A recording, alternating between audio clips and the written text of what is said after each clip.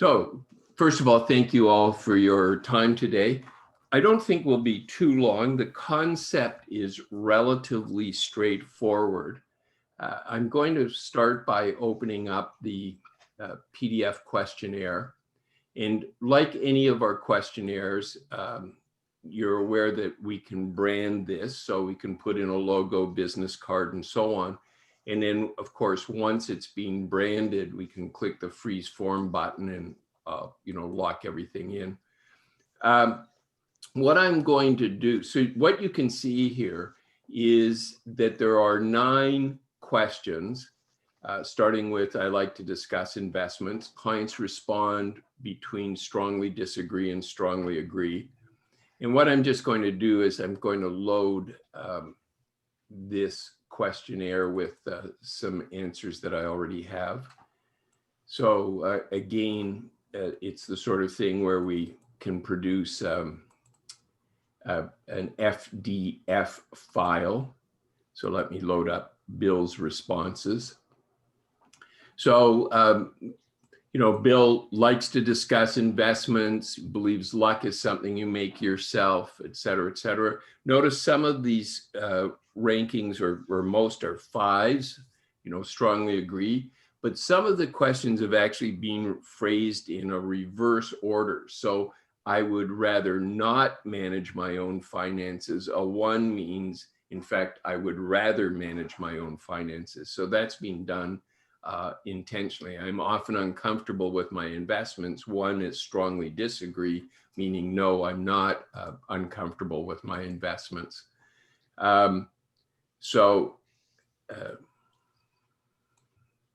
Somebody, Grant's trying to join in. I think he did. Once this is done, just like any of the questionnaires, the client clicks the submit button, enters the advisor's password, your password, and then that generates an email with an FDF file. They don't even see it. It's just sent automatically. So what I'm going to do now is I'm going to close this, and I'm just going to flip over to the Ideal Planning Candidate software to see how we would go about using it. So you can see right now it's blank. And what I'm going to do is I'm going to click the add button, and we'll add in Bill. Forgive me there. I'm going to click the add button and add in Bill's name. So Bill Smith.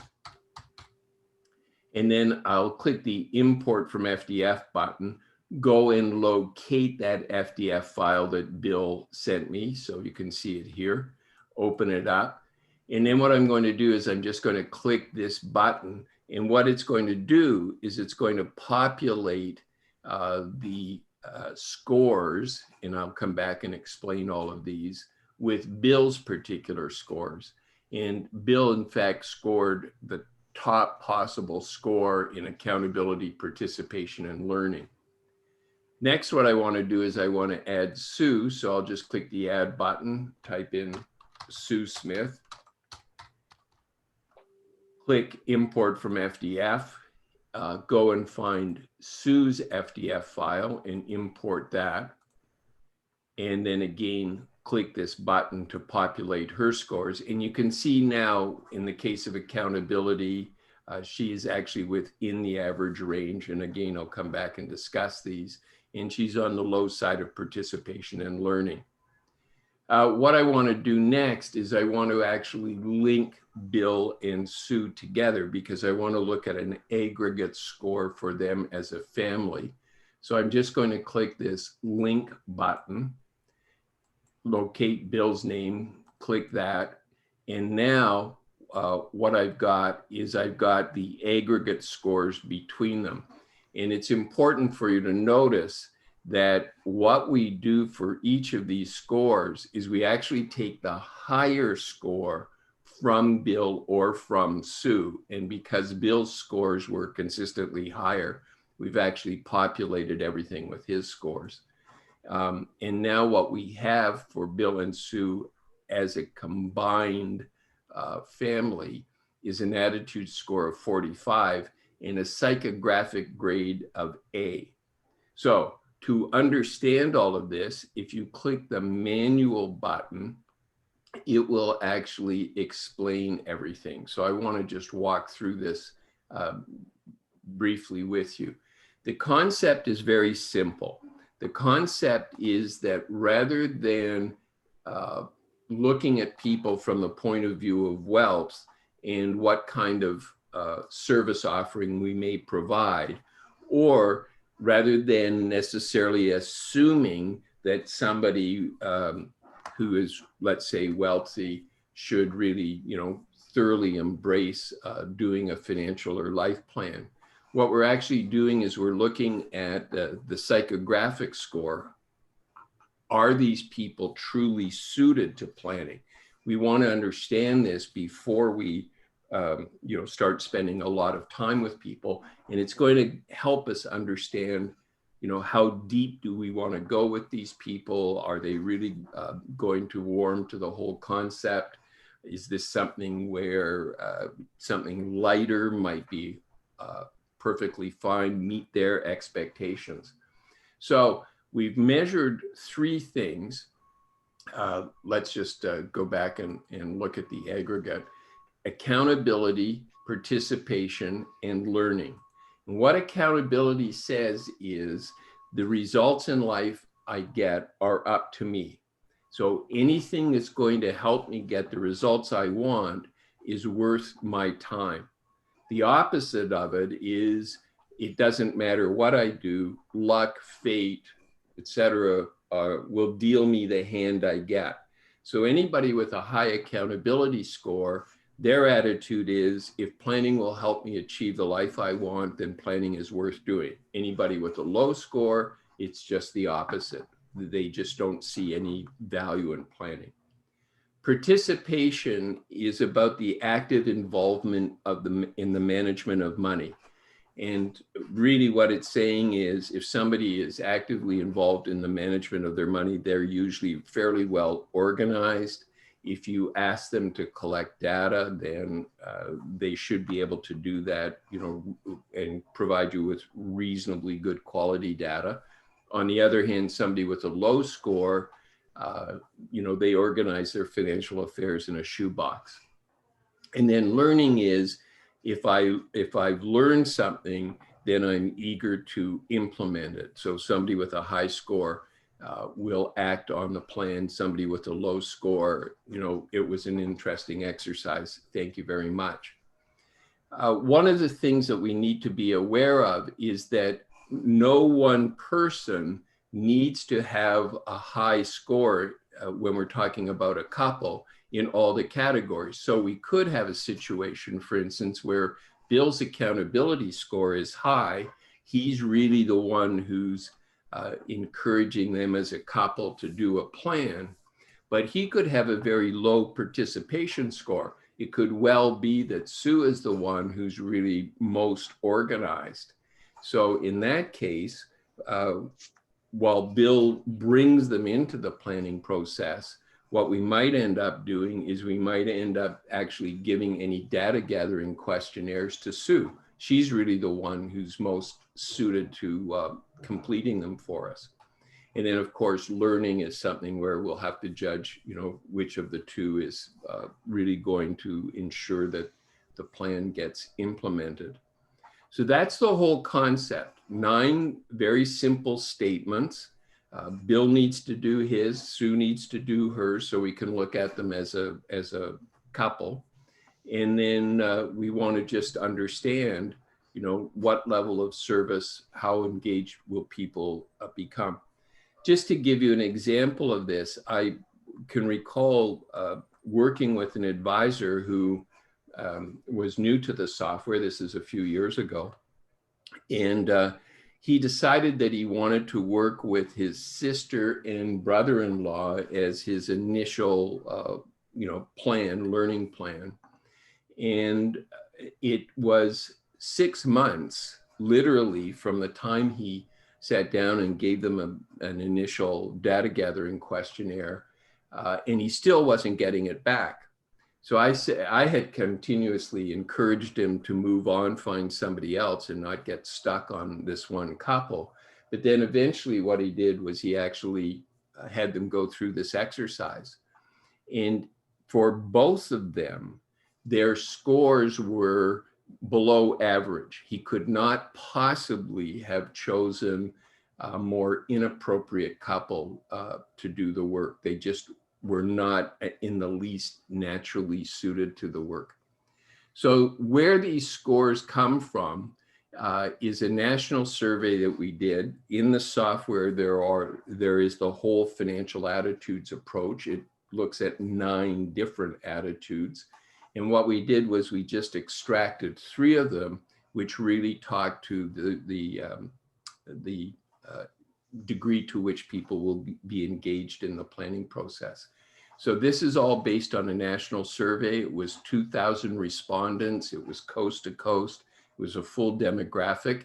And based on how people responded to different questions, then there was a national average range for each of the questions. So for accountability, 43.8 to 77.8. And then depending on how somebody responded, they would either be above average, or if we flip back to, we flip back to Sue, you can see that she was within the average range, although high-end average, 75, where the top range starts at 77.8. But her participation scores and her learning scores are below average. So in her case, not terribly involved with the management of money and may learn something, but that doesn't suggest she'll necessarily implement it. So that's where those scores come from. And then what we end up with is the total score, and the maximum score is 9 questions, maximum of 5 points per question. Remember, some are flipped around. A 1 in some cases actually equals a 5. So that's the maximum possible score is 45, and the psychographic grade is an A. And if we look down at this manual, it talks about the 3 attitudes. And then if we scroll down further, it will tell you exactly how to use the software. It's pretty straightforward. And then there's a section on interpreting the scores. So in their case, they have an A ranking and they're absolutely an ideal planning candidate. So that's the whole concept. It's pretty simple to work with. It's just a matter of getting those 2 questionnaires completed, adding the people to the plan, and then once you've added the person to the plan, importing their FDF file, clicking that button to populate their scores, and doing the same for each person in a couple, and then clicking this button to link them together so we get the aggregate scores. So let's throw it open to questions. Anybody have any questions they like to raise? Michael, in your experience, what do you do with clients who say in 4 or 5 where the response is inverted from the far right, say they answer inconsistently? How do you handle that? I'm not exactly sure what you mean when you say handle it inconsistently. So let's say for Bill, he was, I like to discuss investments. All those things were a 5, but then in questions 4 and 5, where they're inverted, say they don't get that that is actually a negative. I'd rather not manage my own finances, and they answer a 5 on that. Yes. Okay. That's a good question. And I have, in fact, seen that happen. So what I would suggest is, let me just bring back the questionnaire. It's no different from the retirement plan questionnaire.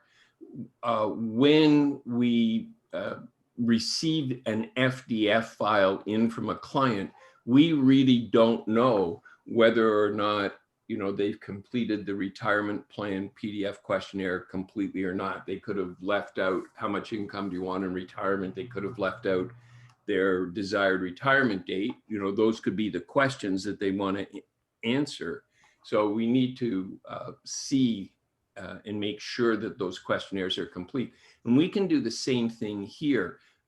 We get the FDF file in. All we need to do is click that load button, you know, load the FDF file into the questionnaire and then go through it and see if there's something that's inconsistent. It's important that you understand that some of these questions are intentionally inverted, but you can have a look and you know, decide, does this look like they have misinterpreted? So for example, there are 3 questions for each attitude. 3 questions per attitude, 3 attitudes, 9 questions. So you can see here, luck is something you make yourself. You know, the results I get in life are up to me. That's a 5. But if somebody said luck is an important factor in financial success, and we're saying 1, no, it's not, I make my own luck. But if they made that a 5, then that would be pretty evidently, you know, where they have missed the intention of the question. Does that answer your question okay? It does. Thank you. Yeah. Any other questions? Hey, Michael, it's Mark. Yes. Just a quick question. So in terms of, let's assume this is a potential client. So would the ideal time you've had a discussion with them over the phone, let's say, or let's say they were a referral, you would send this before any type of meeting? I think this is going to ensure that you really have a much better understanding of where that person is coming from. And it will help you, know what kind of level of service to provide. Also, if somebody's got, let's say, a low participation score, not actively involved in the management of the money, let's say as a couple, their affairs are in a shoebox, they might have a very high accountability score. Absolutely, we think that planning is a great idea. They really embrace it. But when you say, I need to gather some data now, they're the kind of people for whom, getting data back could be just painful. So it would give you an opportunity saying, based on the way you responded to things, I see that you really, believe in planning, that you'll get lots of value out of it. My question is, will you be responsive when I ask you for certain data, and try and provide the best quality you can, and have some agreement going into it, knowing that these people are not naturally suited to providing data easily. So I think it's just a heads up that's going to help you manage people better. And again, if somebody's got a low average accountability score, would we be just as well off doing a retirement and estate plan? Something that's more directional. It'll be of value to people for certain, but we're not going to necessarily take the deep life planning dive with them because they're just not really going to, embrace it. And the accountability, is that under I keep well informed for everyday financial decisions? No, that's participation. Accountability is, luck is something you make yourself, right? Or luck is an important factor in financial success. The results I get in life are up to me. I know where I'm going and how to get there, right? I'm very intentional, high accountability, very intentional. So if someone believed in luck, so the correlation is they're not good at filling out forms, is that? No, it's not filling out forms. It's whether they feel that they ultimately have control over their own destiny. If they say that luck is an important factor in financial success, what they're doing is they're really giving away the responsibility for the results they get. Luck's going to take over, fate's going to take over. whatever you want to call it, and deal me the hand that I get. I think if you go through the explanation Okay. and have a read of, you know, what is accountability, what is participation, what is learning, that it should be fairly clear how these things fit in. And sorry, is there a separate site for this? You have Pardon the, me? Sorry? Ideal Client software. Yes. Is there a separate site for that? No, it should be on your desktop. In the last room, it used to be something that had to be downloaded from the website. It can still be downloaded from the website, but in the last update, it should have installed on its own. Should be on your desktop if you look for it. Okay, all right. Now, if it isn't, let me know. But if you do go, if it isn't there, you can go to the website and let me just go there, and you will see it under marketing. Marketing. Okay. Yeah, ideal planning candidates. So the screening and All right, I've seen that. Okay. Yeah. Okay. Other questions? I have a question. Can you hear me? Yes. Does asking for a retainer before you start any work increase participation? I think that asking for a retainer is a very good idea, but this is just my personal opinion. I believe it does. As a matter of fact, I'll tell you an interesting story. When I was first starting out in all of this, which was way, when we were first really exploring it, which was way back in the early 90s. At the time I had been a broker, and one of my very best clients, who then was worth about 5 million, which would be worth a lot more than that these days. Back then the Dow was at 2000, I guess. So he agreed to do the planning, and I was charging $500, and it was $250 up front and then $250 on the completion of the plan. And even though $250 for him was, insignificant, really, he absolutely made sure that he completed the questionnaires as thoroughly as he could. He wanted to get value. So I think it does keep people, helps people be more serious if they have some money on the line. I am not sure necessarily that I would want to do that before I showed people some value. And one of the thoughts that I have is do a simple retirement plan to get people engaged. And you may remember that the retirement plan still has the ability to do the tax optimization very simply. Do that tax optimization. And I think in most cases, you're going to be able to show people ways to save, several $1,000s or more, 10, 20, 30. One example from about a year ago, a client called to just make sure he was doing things correctly. The tax optimization was going to save this couple about $500,000. So I think it's simple enough to do a retirement plan, show value, get the client engaged. And I think that's the point where, I would talk fees. I could knock off a retirement plan in not that much time. So I think a little bit of a giveaway in order to actually show value, I think is worthwhile. That's just my personal opinion.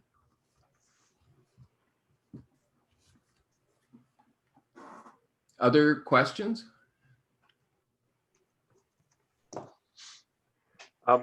Michael. Yes.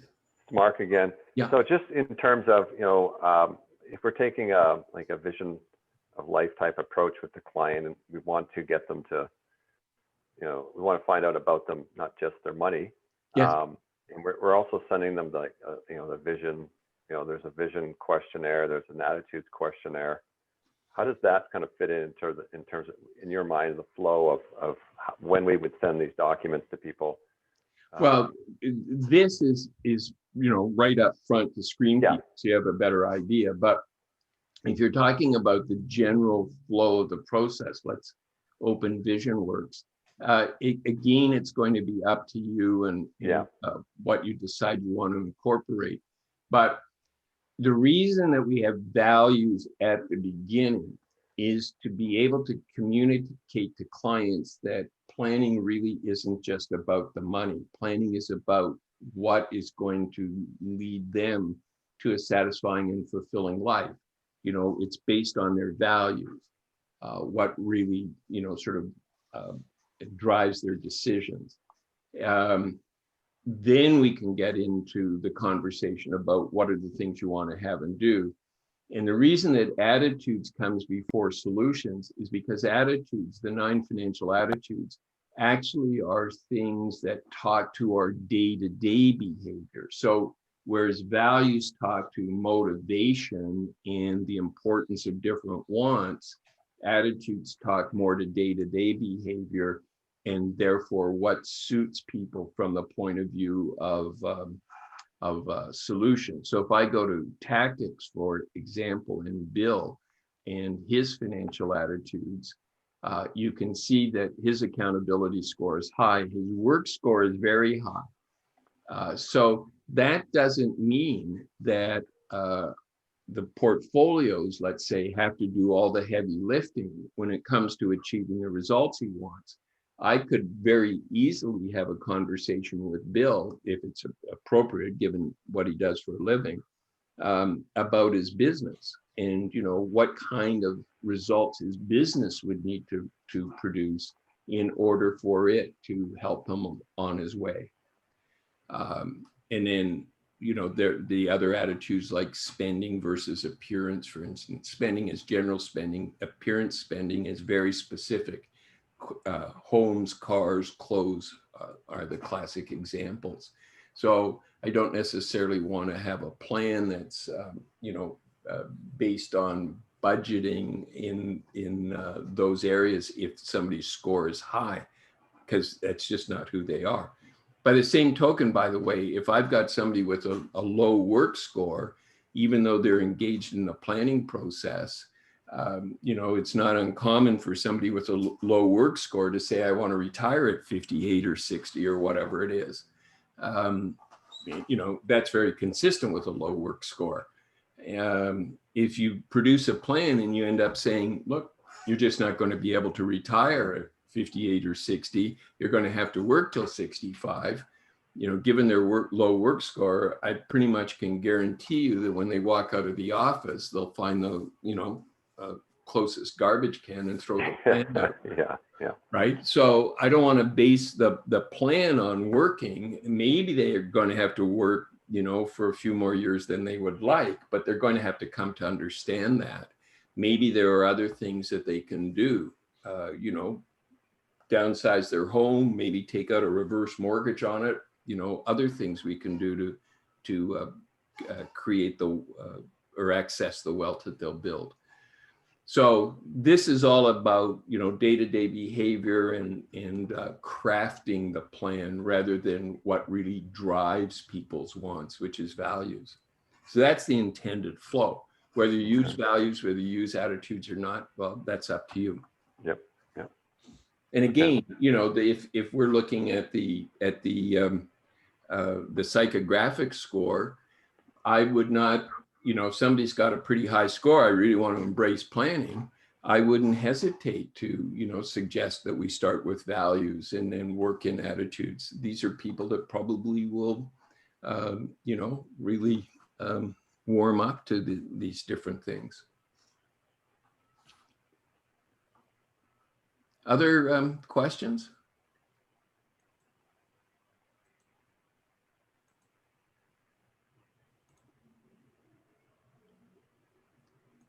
Well, I just encourage you to, try this out, see if if you develop any insights. I have one client who, you know, I don't think many advisors are actually using this, and I think it's really worthwhile. I have one client who uses it absolutely to screen people, to understand what level of service to provide. Is it a retirement plan? Is it a full meal deal? You know, are we going to struggle when it comes to collecting data because of their participation score and so on?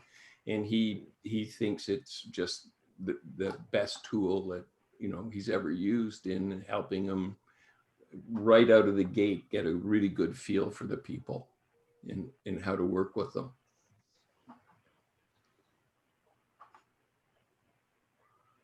Anything else? Nope. Okay, well, I encourage you to give it a try, and thank you again for your time today, and have a great weekend. Thank you, Michael. Yep. Thanks, you. Michael. Thanks. Thank you. Michael. Have a good Thanks, weekend, Michael. everybody. Thanks, Michael.